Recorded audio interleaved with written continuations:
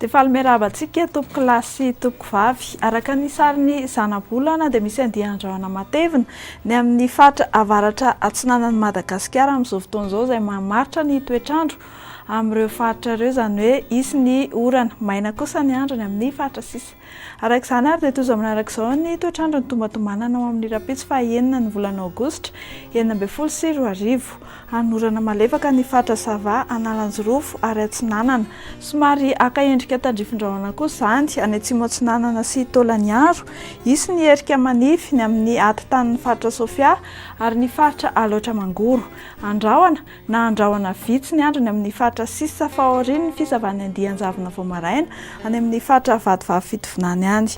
Ho mafimafy kosa ny fitsokan'ny rivotra ny amin'ny ray apahatelo avaratry Madagasikara. Ho amin'ny rapitso tolakandro dia mbola hitohy hatrany ny orana malefaka ny Sava, Analanjorofo sy Atsinanana. Andrahona na andrahona vitsy ny andro ny amin'ny faritra Vadivavy Fitovinany, atsimo Atsinanana, ny ilany Atsinanana ny faritry ny Avoatany fa hibalika be ny masoandro ny amin'ny ilany Andrefana Raimanontolo.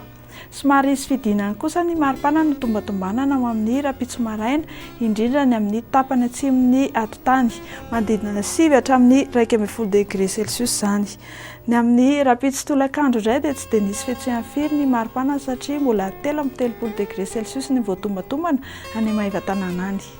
Ho an'ireo tanàn-dehibe vitsivitsy indray no rosoanao izao anorana malefaka ao amin'ny rapitso any Paris, Ifandimby-ndraona sy masoandro any Milan, Johannesburg sy Nairobi, anorana tandrifin-drahona kosa ny faritry Bangkok.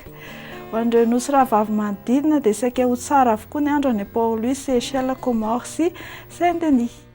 Dia n'aiza misy ianao dia aza adino hatrany ny manaraka tsy tapaka ny fandaharana izay hitanao eto amin'ny trano kalany meteo manolotra ny veloma tompoko kilasy tompoko vavy.